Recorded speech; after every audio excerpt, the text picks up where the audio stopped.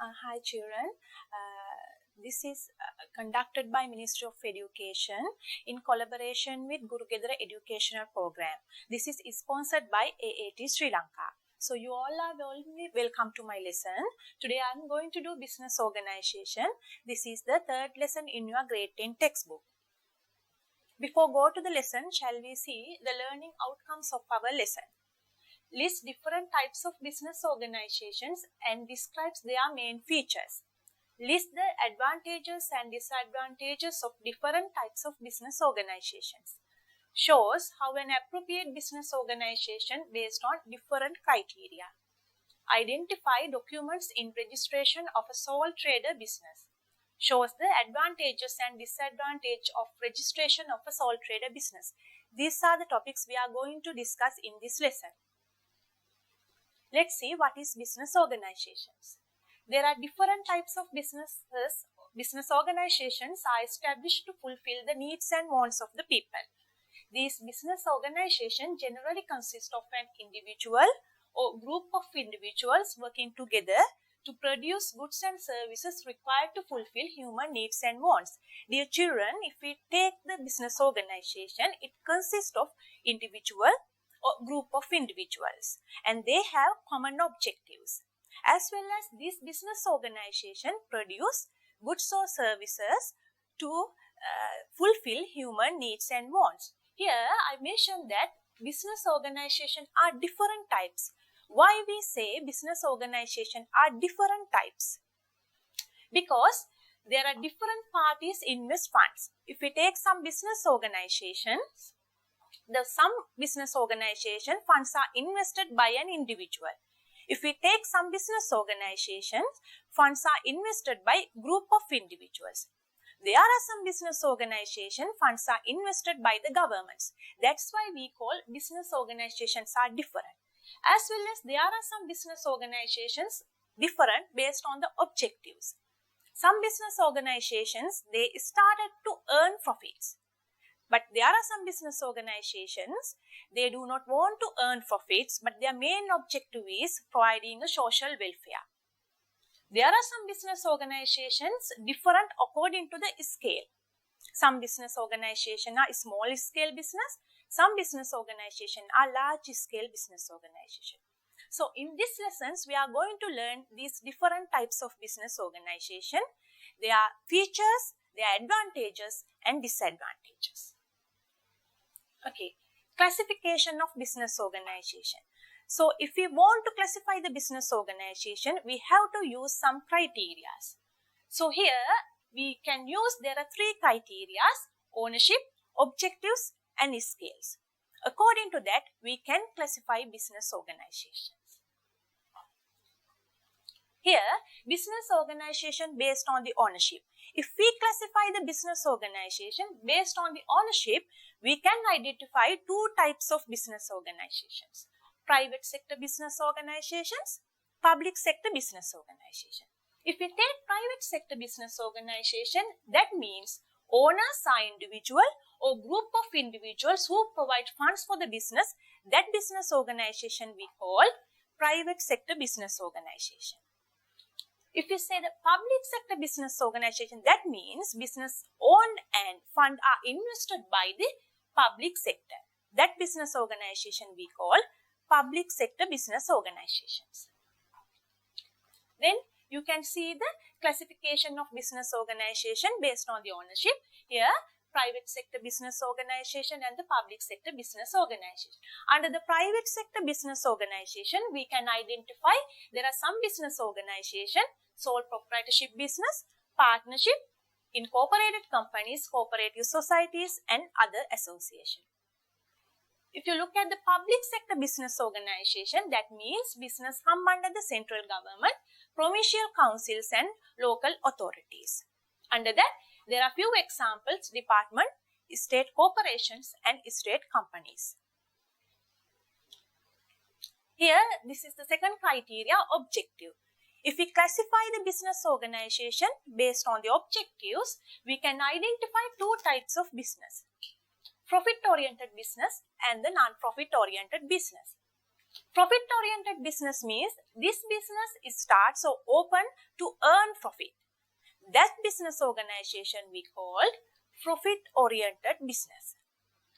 Not-for-profit business. That means if a business organization starts or open to provide the social welfare, that business organization we call not-for-profit business organization. In this business organization, their objective is not to earn profit, but to ensure the welfare of members or the society. So according to that, you can see the classification based on the objectives. Business organization can be classified based on the objective as private sector profit-oriented business. Under that, we can identify sole proprietorship business, partnership, and incorporated companies. Public sector profit-oriented business, that is, example is state companies.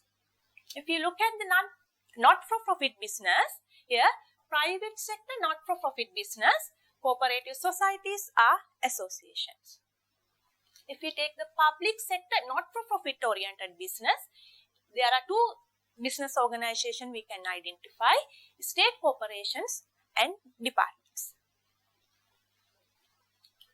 So here we can identify the business organization based on the scale. The criteria is the scale. So according to that, we can identify small and medium scale businesses and the large scale businesses. So how can we identify the scale of a business? Again, we have to use some criteria to identify the scale of a business.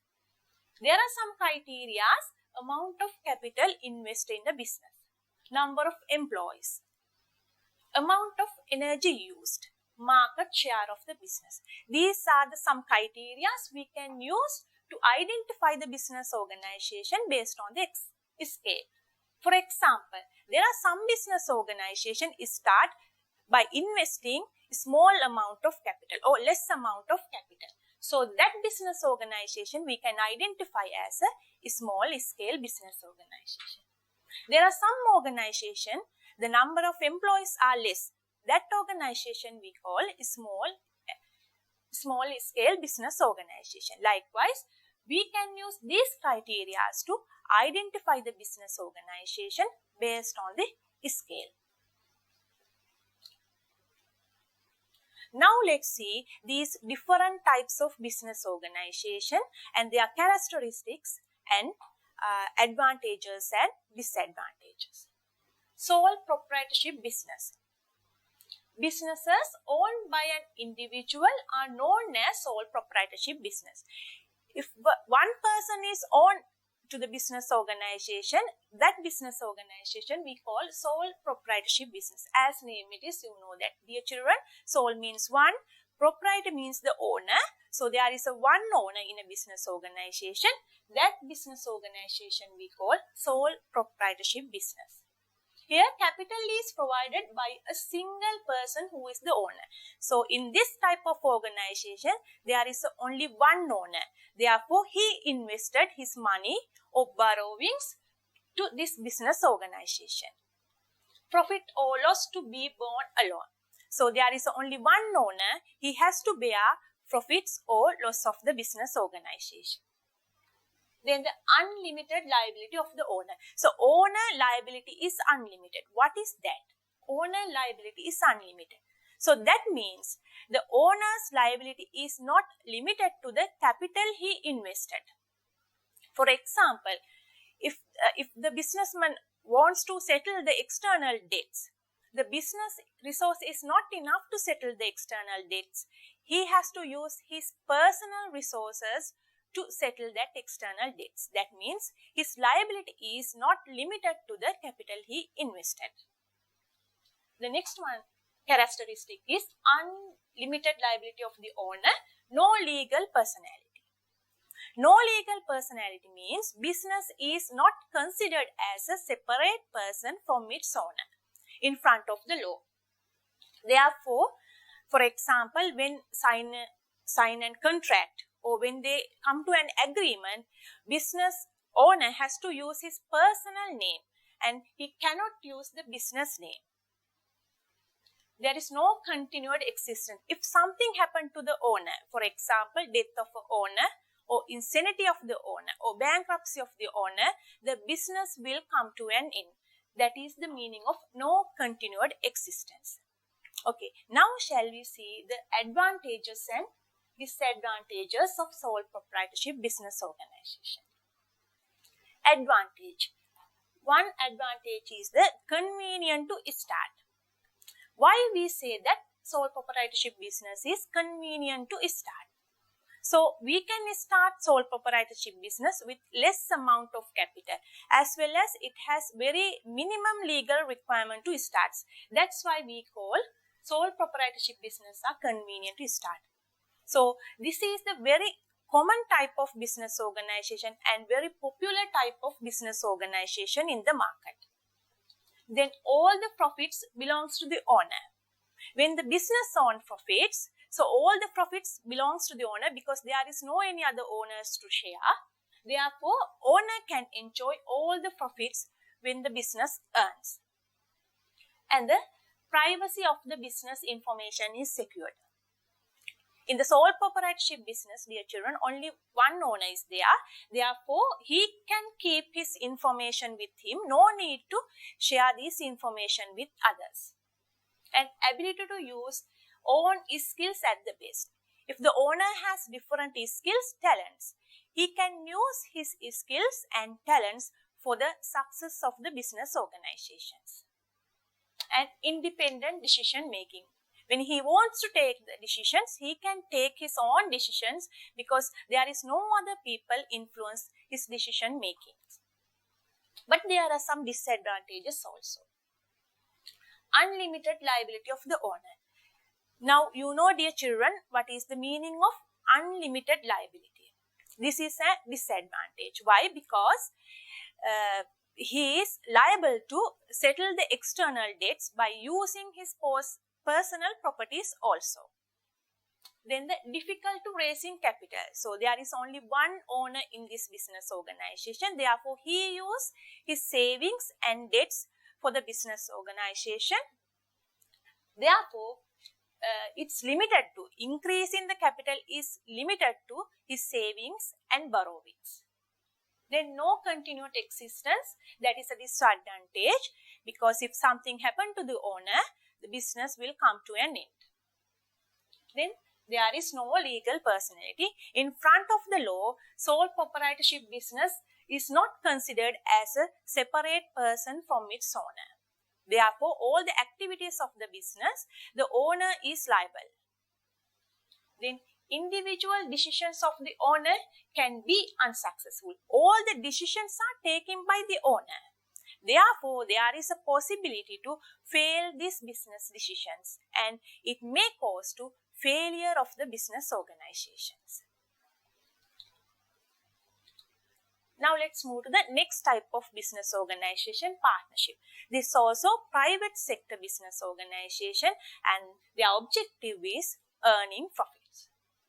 If we take the partnership business, the relationship among persons conducting a business in common with an objective to earn profit as a partnership.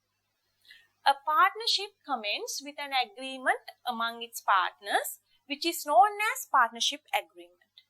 Written agreement within partners called partnership deed.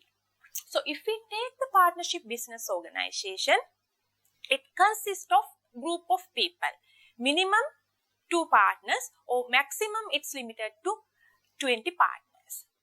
So, therefore, there is a relationship and among the partners related to the business activities. This agreement, the agreement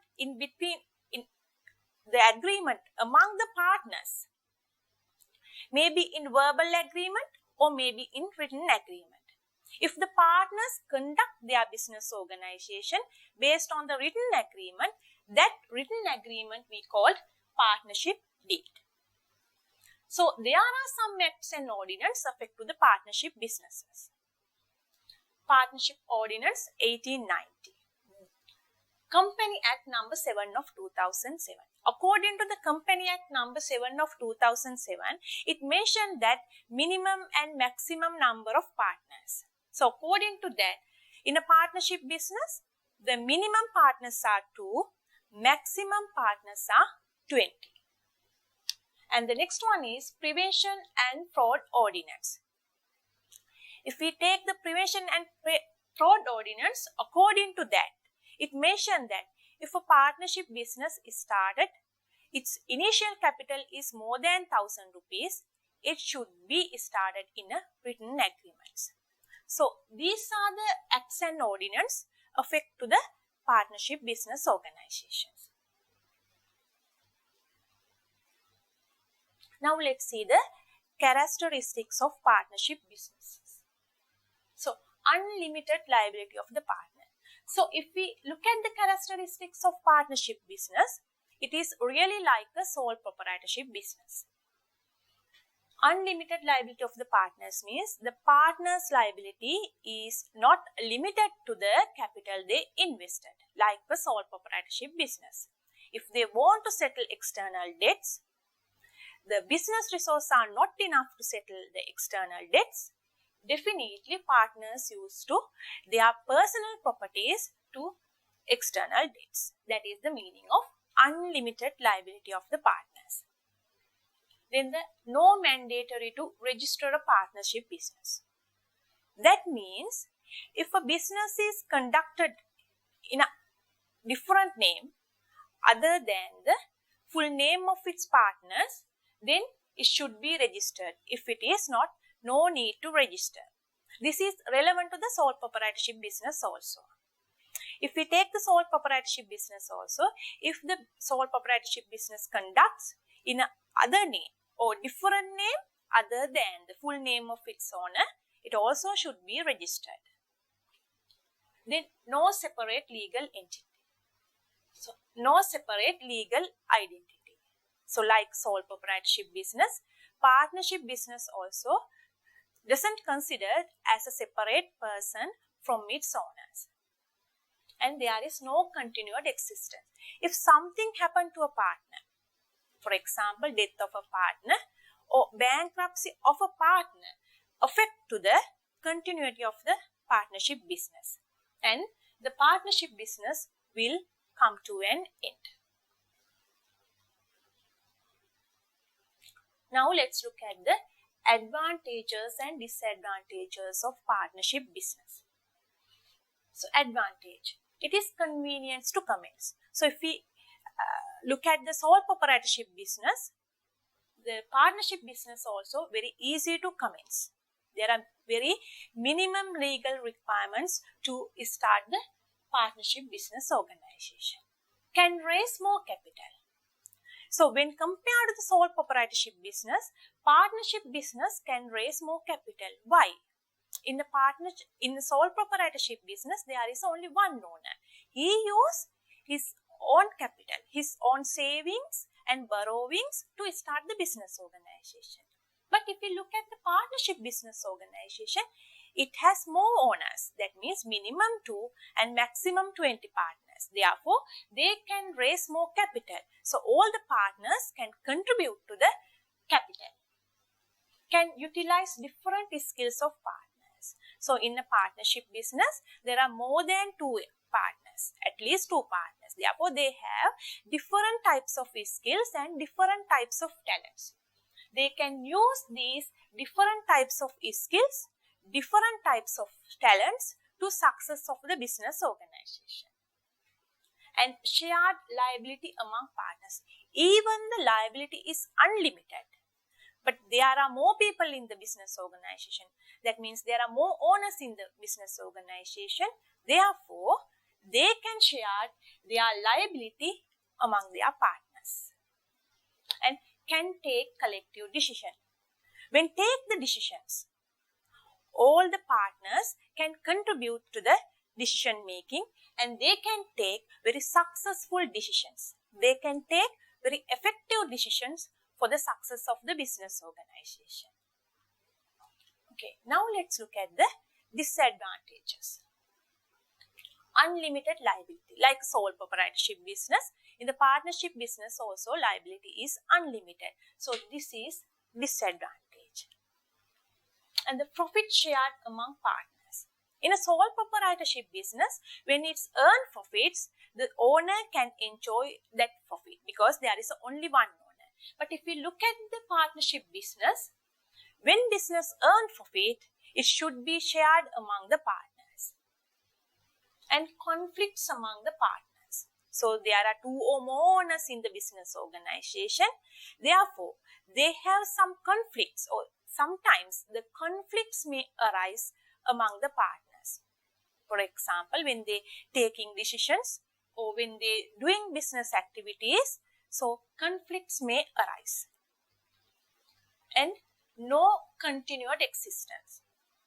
Like sole proprietorship business, the partnership business also doesn't have a continuous existence. This is a disadvantage. And no legal personality. So, partnership business doesn't considered as a separate person from its owners in front of the law. So, that is we call the legal personality, therefore partnership business doesn't have any legal personality. That is a disadvantage. Okay, dear children, now let's look at incorporated companies. This is also profit-oriented private sector business organization. So, what is incorporated companies? A firm which is registered under the Companies Act number 7 of 2007 with a legal personality can raise capital by issuing shares, and the liability of the shareholders being limited is an incorporated company. So, any business organization registered under the Company Act number 7 of 2007, that business organization we called incorporated companies.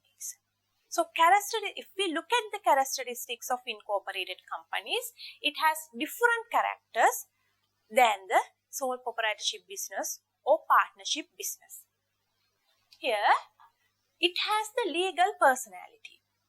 So, incorporated companies considered as a separate person from its owners in front of the law, and their liability is limited. If we take the incorporated companies, their shareholders or owners' liability is limited to the capital they invested. So, the next thing is the incorporated companies incorporated under the Company Act, and it has continuous existence. That means if something happened to the shareholder, it doesn't affect to the continuity of business organization. And ability to register with limited ability. So, incorporated companies, always its liability is limited, and they can raise capital by issuing shares. So, what is the meaning of shares? The share is a one part of capital. The smallest part of a capital we called a share.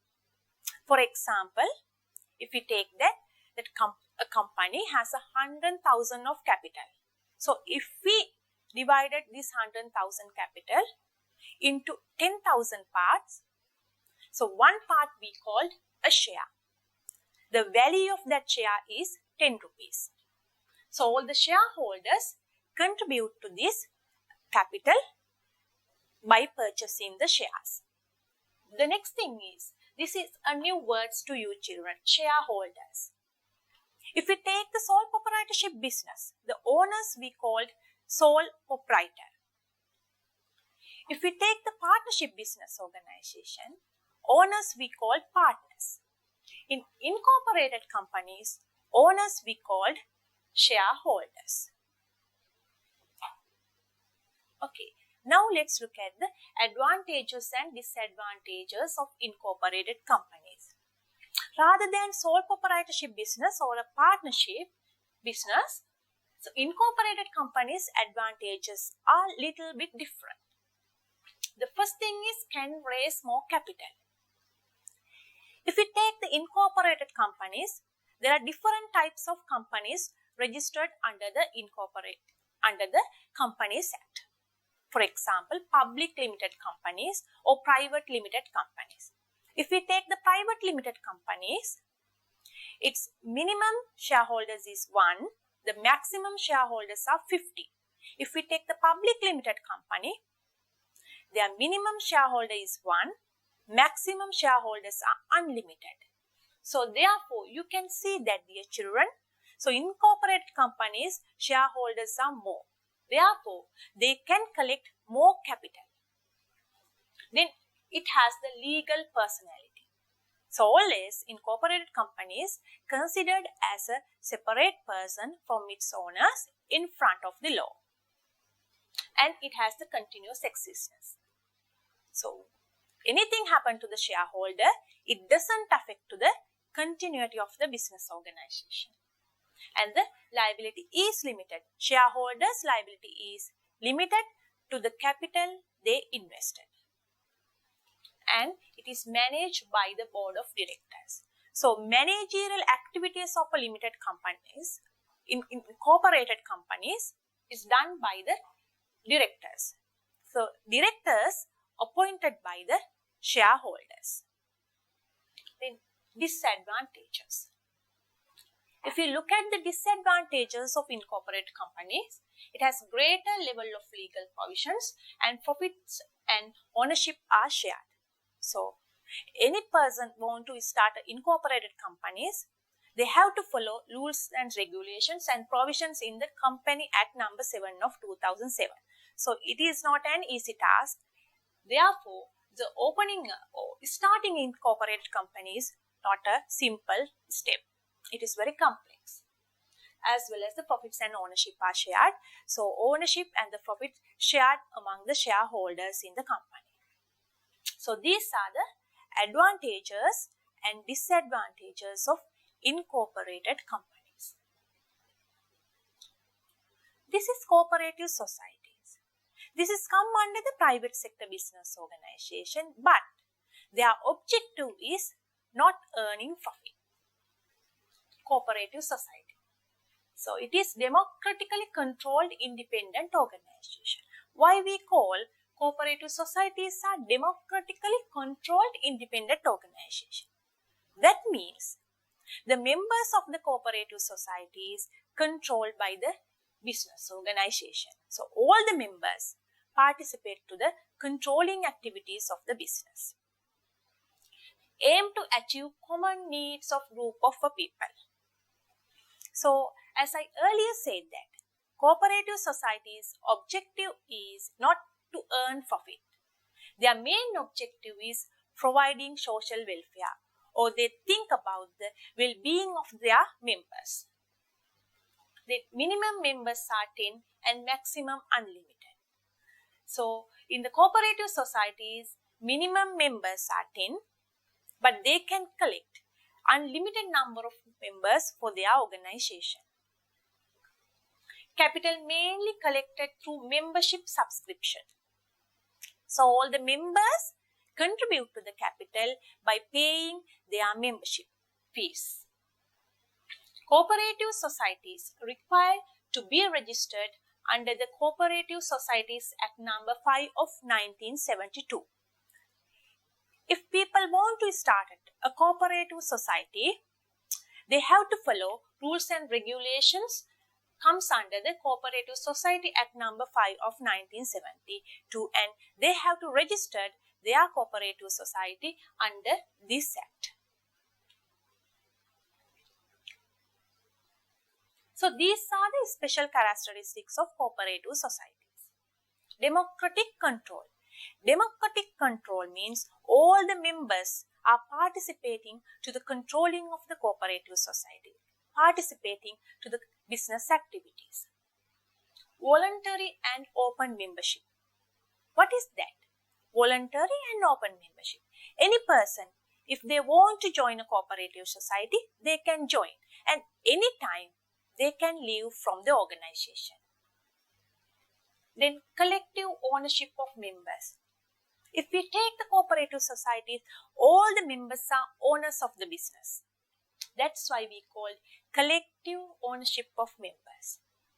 And the next characteristics, common expectation and needs. So always cooperative societies look at the common needs of their members. They work to giving a good economic life, good benefits for their members. So if you look at the advantages and disadvantages of cooperative societies, these are the advantage: democratic control. So you know, dear children, now what is democratic control? So all the members are participating to the controlling activities and acting for the well-being of the members. So business activities of the cooperative societies are done to achieve well-being of their members. And the government provides various incentives for conducting cooperative societies, especially government giving their support for the cooperative societies to do their business activities and the shared economic benefits. When the cooperative societies earn profits, then it's shared among all the members in the business organization. Then disadvantage, limited capital. Why limited capital? Because so all the members contribute to the capital by paying membership fees. Therefore, their capital is limited to the collection of their membership fees. Then should adhere only to the stipulated cooperative policies. When they do the business activities, they always adhere to the policies of the cooperative societies.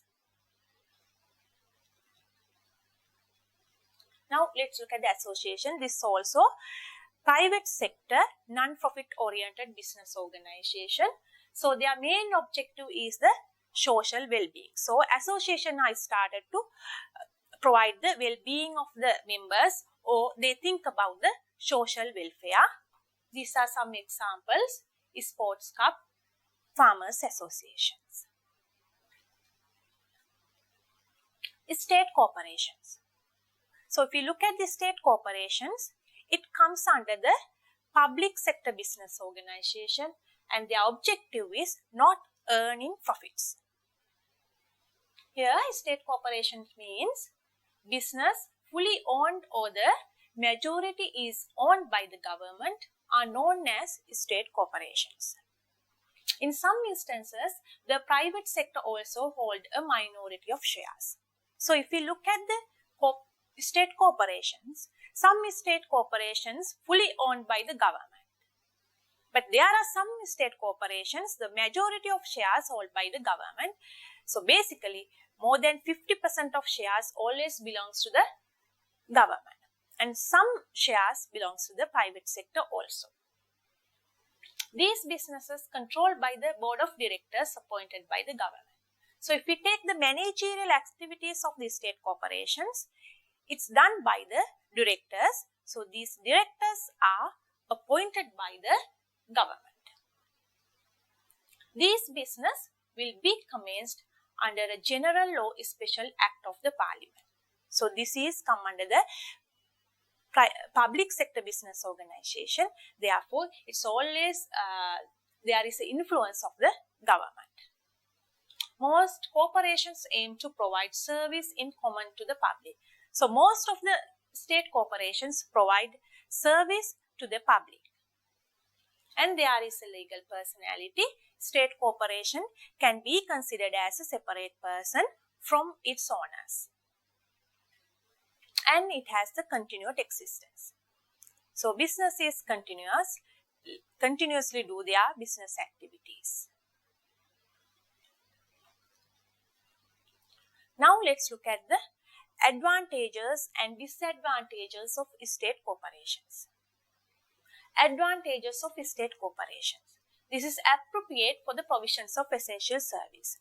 So, government enter to the business activities through state corporations. Therefore, basically, rather than earning profits, they try to provide the service to the public and reduce the monopoly effect of the private sector.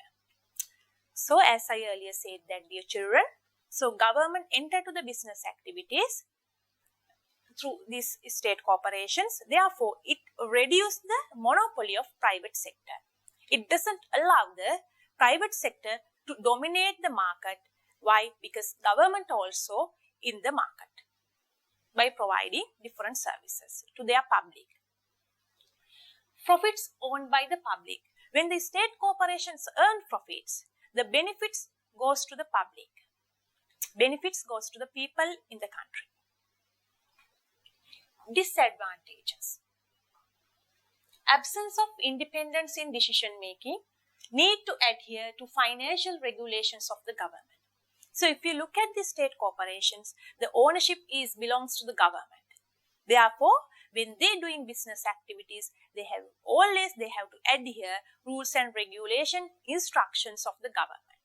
Therefore, we can consider it as a disadvantage. Now let's look at the departments.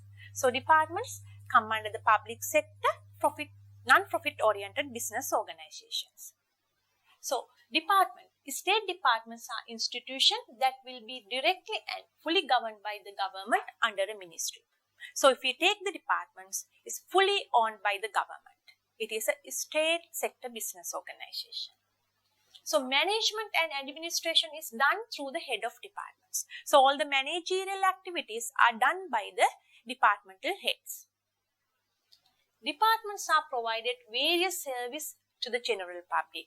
If we take some departments here, you can see some examples, children.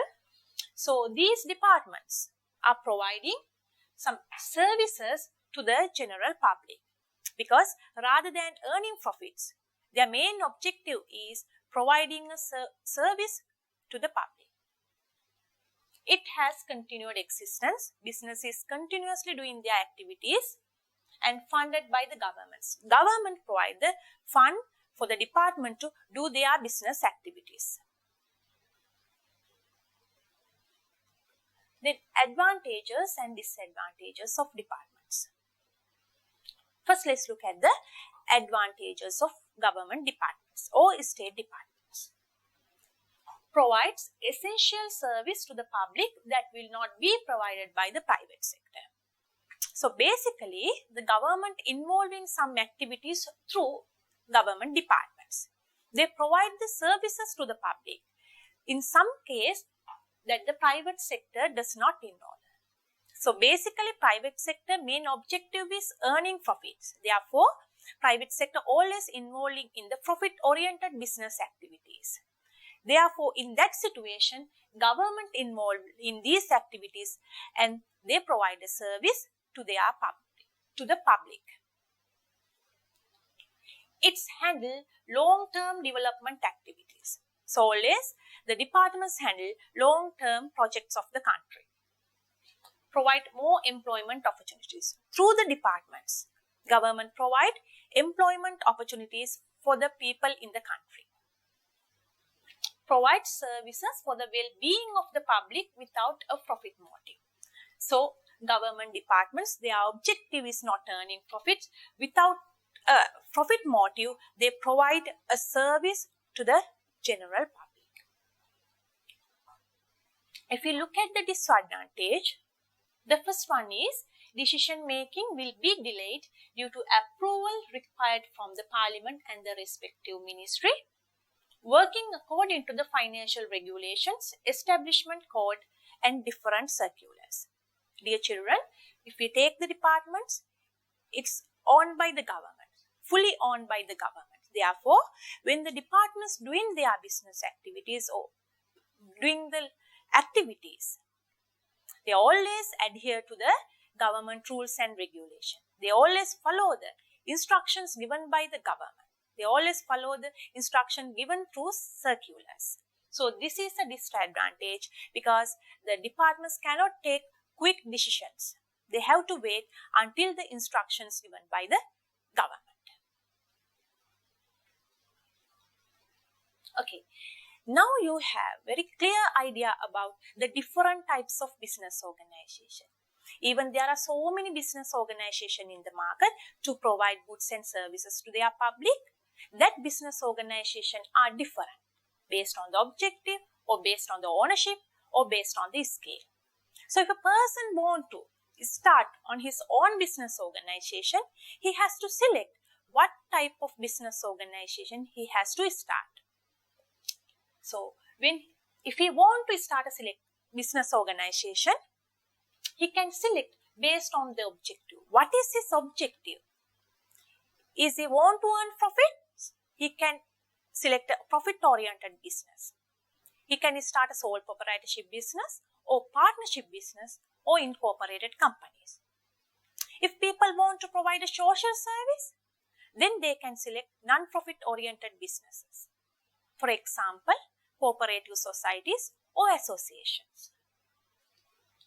Or person can select a business organization based on the scale.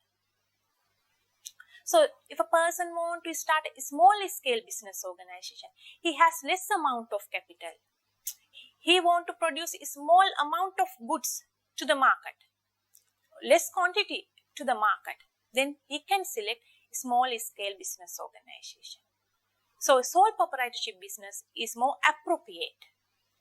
There are some people want to start a large scale business by investing large amount of capital.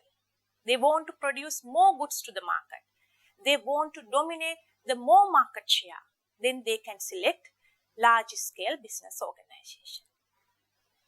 So, selecting based on the who will perform management activity. There are some people, they would like to maintain their business by themselves.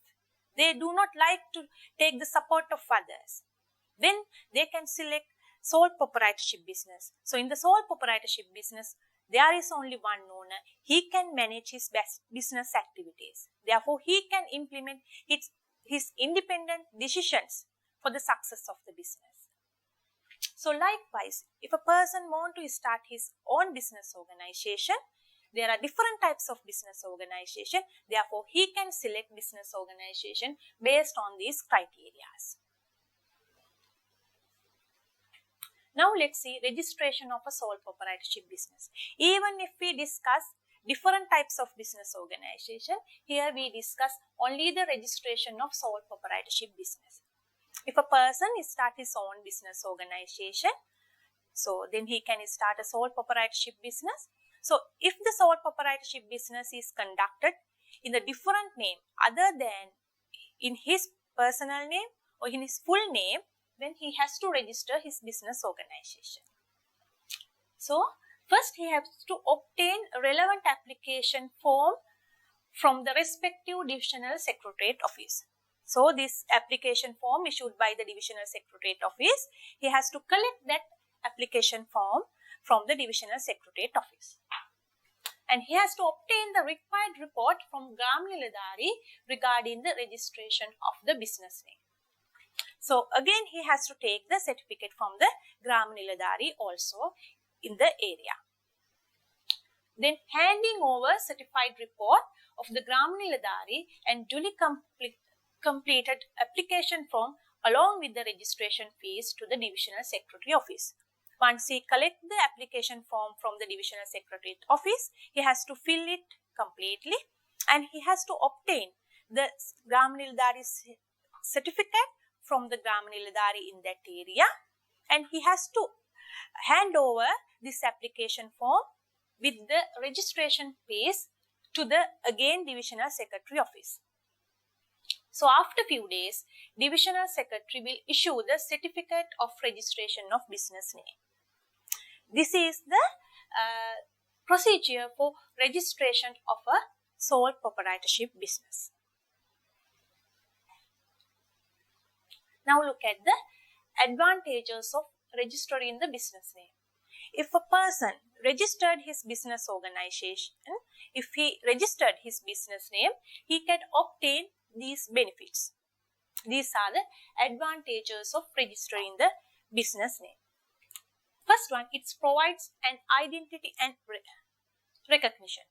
If the business name is registered, that business can be identified from the other business organization separately. And it provides an ownership of the business name. If the business name is registered, it's giving the ownership to the business organization.